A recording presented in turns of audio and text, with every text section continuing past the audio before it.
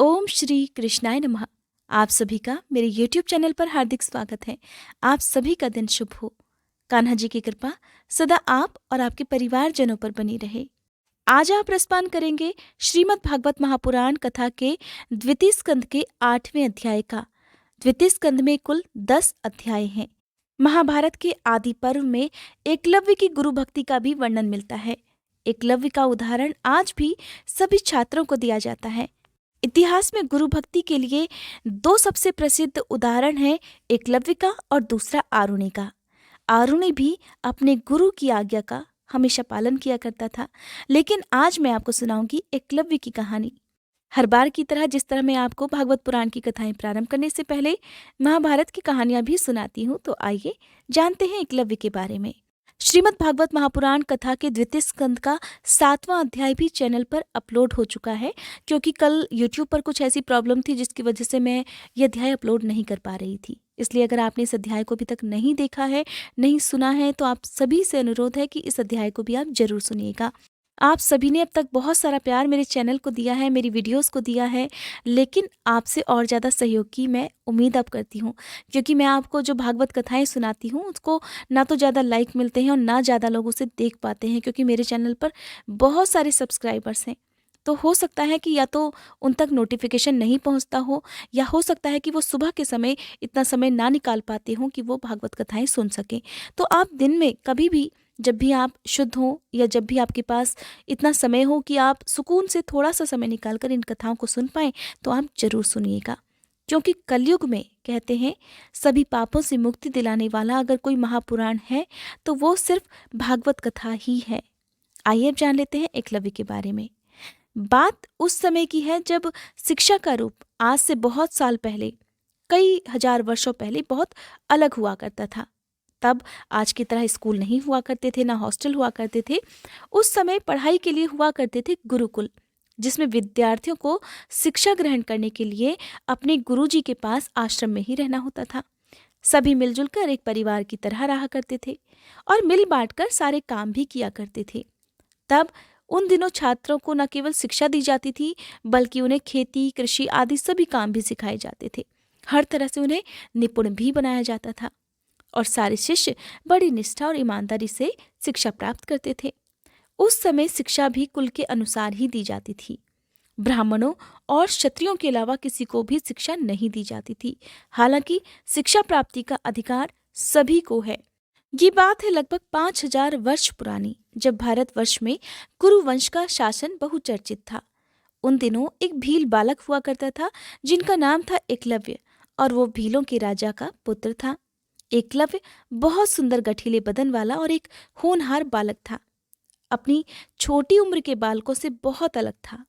छोटी उम्र से ही उसके बड़े बड़े सपने थे और खुद के विचार भी थे, जिसके कारण सभी उससे बहुत प्रभावित भी रहा करते थे। एक दिन की बात है कि भील राजा अपने पुत्र एकलव्य को बहुत गंभीरता से देख रहे थे और कुछ सोच रहे थे। एकलव्य उन्हें बहुत खोया खोया और बेचैन सा दिखाई दे रहा था। एकलव्य का मन बाकी साधारण बच्चों की तरह शरारतों में नहीं, बल्कि किसी उलझन में उलझा हुआ दिखाई दे रहा था। पिता ने जब अपने बेटे को इस तरह से उलझन में पड़ा हुआ देखा, तो उससे इस गंभीरता का कारण पूछा। तब एकलव्य ने अपने मन की बात अपने पिताजी से बताते हुए कहा, पिताश्री, मैं एक धनुर्धर बनना चाहता हूँ और इसकी शिक्षा मैं गुरु द्रोण से लेना चाहता हूँ।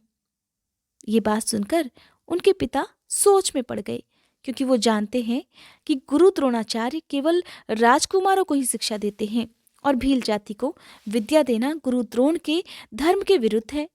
लेकिन एकलव्य के मन में तो धनुर्धर बनने की जो इच्छा थी वो इतनी प्रबल थी कि उसके आगे भी उनके पिता कुछ नहीं कह पाए और अपने पुत्र को गुरु द्रोणाचार्य के पास जाने की आज्ञा दे दी। एकलव्य बहुत उत्साह के साथ गुरुकुल की तरफ यात्रा प्रारंभ कर देते हैं। अपने मन में ढेर सारे दृढ़ संकल्प लिए और मन में कई सारे विचार लेकर एकलव्य गुरु द्रोणाचार्य के गुरुकुल में पहुंच गए। उस समय द्रोणाचार्य हस्तिनापुर के राजकुमारों को शिक्षित कर रहे थे। तब एकलव्य गुरुकुल में प्रवेश करते हैं। उनकी आंखें तेजी से गुरु द्रोणाचार्य को ढूंढ रही थी। उन्होंने कभी भी गुरु द्रोणाचार्य को देखा नहीं था, लेकिन उनके मन में उनकी एक विशेष छवि थी और वो उसी छवि को ढूंढ रहे थे। तब उन्हें आश्रम के प्रशिक्षण क्षेत्र में, जहाँ पर गुरु अपने बालकों को, अपने शिष्यों को शिक्षा दे रहे थे, वहाँ पर एक गुरु भी दिखाई दिए, जो कि एक बालक को उस समय धनुर्विद्या का पाठ सिखा रहे थे। एकलव्य ने बस उनकी एक झलक देखी और झलक देखते ही वो समझ गए कि यही हैं उनके गुरु द्रोणाचार्य, जिनसे वो शिक्षा प्राप्त करने के लिए अपने घर से इतनी दूर आए हैं।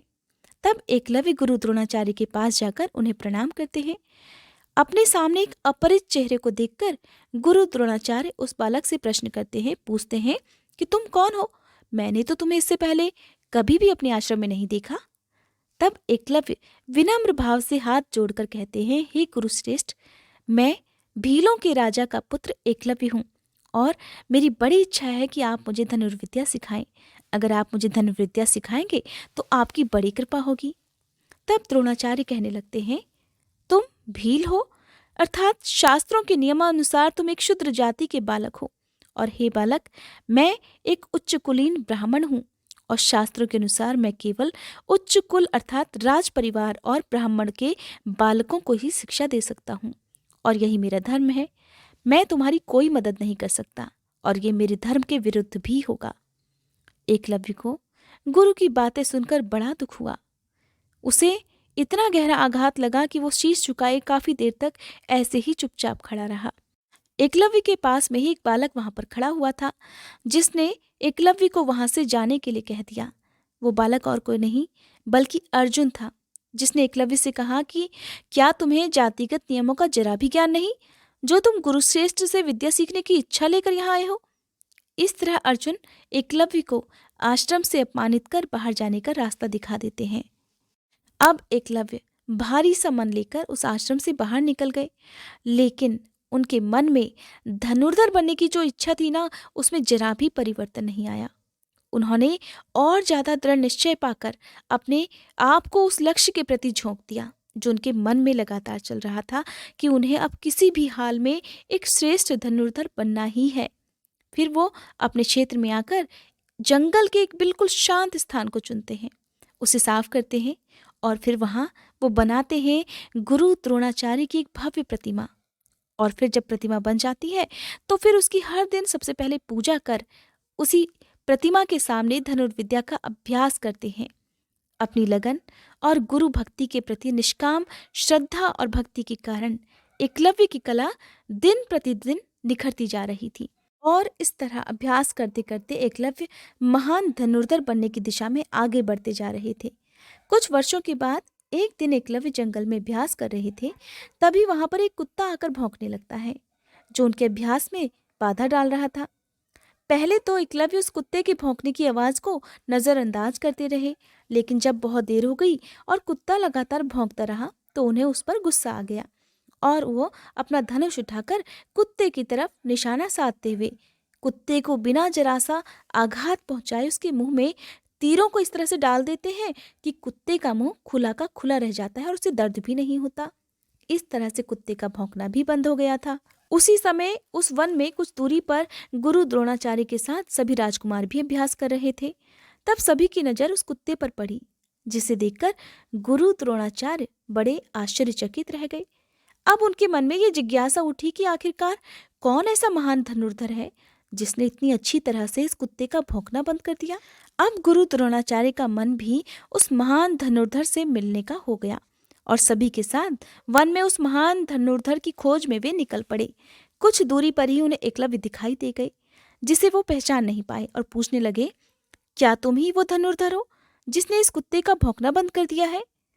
तब एकलव्य ने उसी विनम्रता से प्रणाम करते हुए हाँ में शीश झुकाया और कहने लगे, हाँ गुरुवर, ये काम मैंने ही किया है। तब गुरु द्रोणाचार्य हैरान होकर कहते हैं कि हे महान शिष्य, मैं तुम्हारे गुरु से मिलना चाहता हूँ जिन्होंने तुम्हें इस काबिल बनाया है। तब एकलव्य ने अपना शीश झुकाकर कहा, मेरे महान आदरणीय गुरु का नाम गुरु द्रोणाचार्य है। ये सुनकर गुरु द्रोणाचार्य हैरानी में पड़ गए और कहने लगे, ऐसा कैसे संभव है? द्रोण तो मेरा नाम है और मैं तुम्हारा गुरु नहीं हूँ। तब एकलव्य गुरु द्रोणाचार्य को उनकी प्रतिमा दिखाते हैं और फिर भूतकाल में हुई वो घटना भी याद दिलाते हैं जब उनके गुरु ने उन्हें अपमानित कर अपने शिक्षा क्षेत्र से बाहर निकाल दिया था, उन्हें शिक्षा देने से ही मना कर दिया था। तब कहने लगे, हे गुरुवर, मैं वही भील बालक हूँ जो आपसे शिक्षा ग्रहण करने की इच्छा लेकर गुरुकुल में आया था। तब आपने मुझे शूद्र कहकर ना कह दिया था, लेकिन मेरी बड़ी प्रबल इच्छा थी कि मैं धनुर्धर बनूं और महान धनुर्धर बनूं। इसलिए मैंने आपकी प्रतिमा बनाई और आपकी प्रतिमा को ही गुरु मानकर उसके सामने अभ्यास करना प्रारंभ कर दिया। तभी आपके आशीर्वाद से ही मैं एक महान धनुर्धर बन सका। ये देखकर गुरु द्रोणाचार्य को बहुत खुशी हुई, लेकिन उनके अहम को आघात भी पहुंचा, क्योंकि उन्होंने ये प्रतिज्ञा ले रखी थी कि वे अर्जुन को श्रेष्ठ धनुर्धारी बनाएंगे।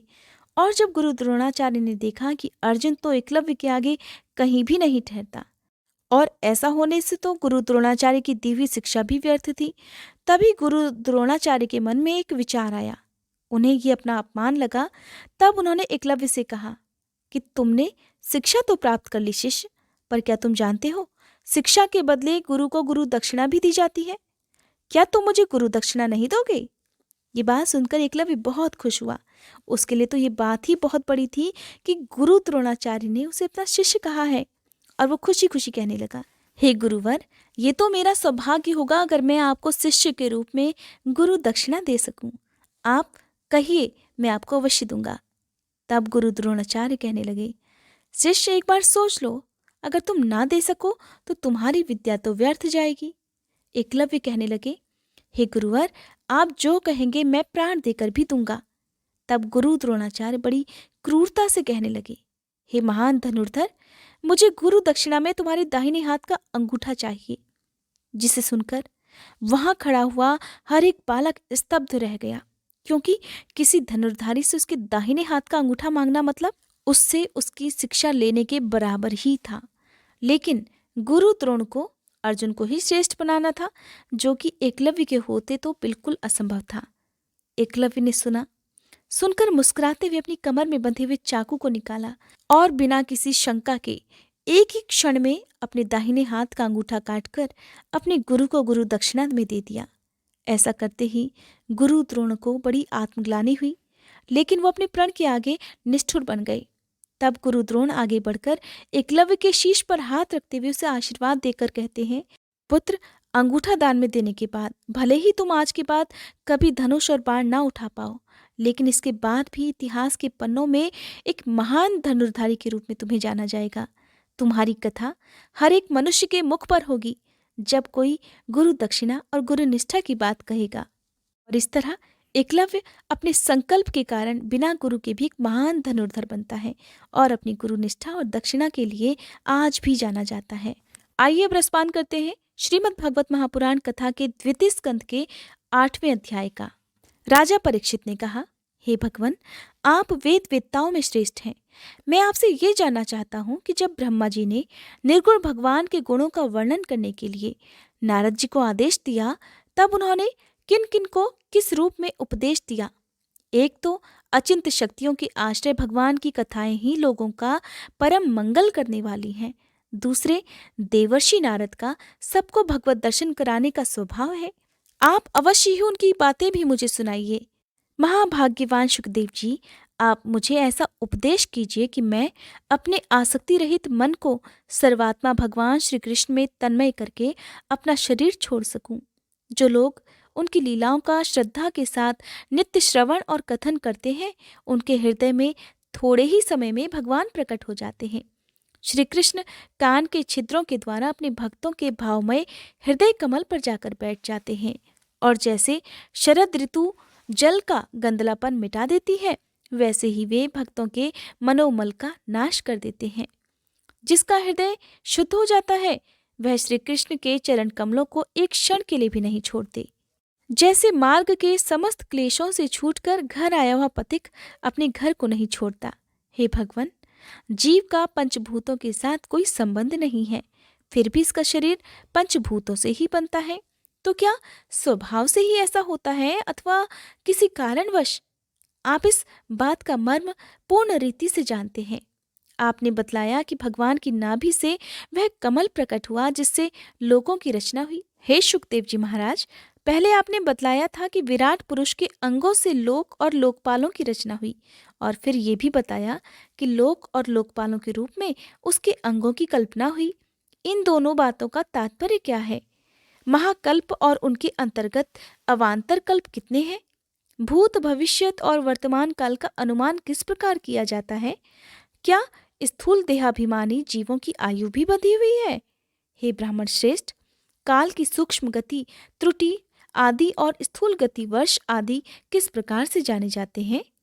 विविध कर्मों से जीवों की कितनी और कैसी गतियां होती हैं? देव, मनुष्य आदि योनियां सत्व, रज, तम इन 3 गुणों के फलस्वरूप ही प्राप्त होती हैं। उनको चाहने वाले जीवों में से कौन कौन किस किस योनि को प्राप्त करने के लिए किस किस प्रकार से कौन कौन से कर्म स्वीकार करते हैं? पृथ्वी, पाताल, दिशा, आकाश, ग्रह, नक्षत्र, पर्वत, नदी, समुद्र, द्वीप और उनमें रहने वाले जीवों की उत्पत्ति कैसे होती है? ब्रह्मांड का परिमाण भीतर और बाहर दोनों प्रकार से कैसा होता है, ये भी बताइए। साथ ही महापुरुषों के चरित्र, वर्णाश्रम के भेद और उनके धर्म का निरूपण भी कीजिए।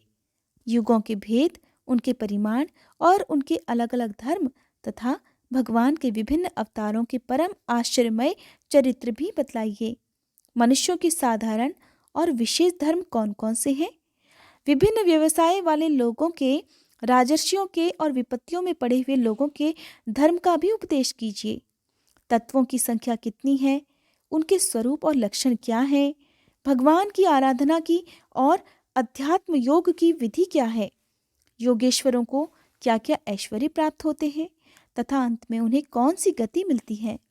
प्रलय के समय जो जीव प्रकृति में लीन रहते हैं उनकी उत्पत्ति कैसे होती है? पाखंड की उत्पत्ति कैसे होती है? आत्मा के बंध मोक्ष का स्वरूप क्या है और वह अपने स्वरूप में किस प्रकार स्थित होता है?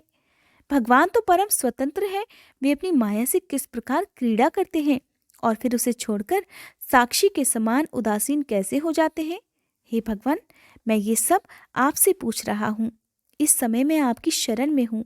हे महामुने, आप कृपा करके क्रमशः इसका तात्विक निरूपण कीजिए। इस विषय में तो आप स्वयंभू ब्रह्मा के समान परम प्रमाण हैं। दूसरे लोग तो अपनी पूर्व परंपरा से सुनी सुनाई बातों का ही अनुष्ठान करते हैं। हे महामुने, आप मेरे भूख प्यास की चिंता ना करें। मेरे प्राण कुपित ब्राह्मण के श्राप के अतिरिक्त और किसी कारण से निकल ही नहीं सकते, क्योंकि मैं तो आपके मुखारविंद से निकलने वाली भगवान की अमृतमयी लीला कथा का पान कर रहा हूँ। सूत जी कहते हैं, हे शौनकादि ऋषियों, जब राजा परीक्षित ने संतों की सभा में भगवान की लीला कथा सुनाने के लिए इस प्रकार प्रार्थना की, तब श्री सुखदेव जी को बड़ी प्रसन्नता हुई। उन्होंने उन्हें वही वेद तुल्य श्रीमद् भागवत महापुराण सुनाया जो ब्रह्मकल्प के आरंभ में स्वयं भगवान ने ब्रह्मा जी को सुनाया था। पांडव शिरोमणि परीक्षित ने उनसे जो जो प्रश्न किए थे वे उन सबका उत्तर क्रमशः देने लगे। नारायण नारायण। श्रीमद् भागवत महापुराण कथा के द्वितीय स्कंद का 8वां अध्याय संपूर्ण हुआ। इससे आगे का अध्याय जानने के लिए आप मेरे चैनल पर अपलोड होने वाली वीडियो को जरूर देखिएगा। साथ ही आजकल आप माघ मास महात्म्य की कथाएं भी हर दिन सुबह के समय मेरे चैनल पर सुन सकते हैं। आप सभी से अनुरोध है कि मेरे चैनल पर अपलोड होने वाली भागवत कथाएं हो या फिर माघ मास की कथाएं हो, इन्हें ज़्यादा से ज़्यादा शेयर कीजिएगा और अगर आपको अच्छी लगती हो तो लाइक जरूर कीजिएगा।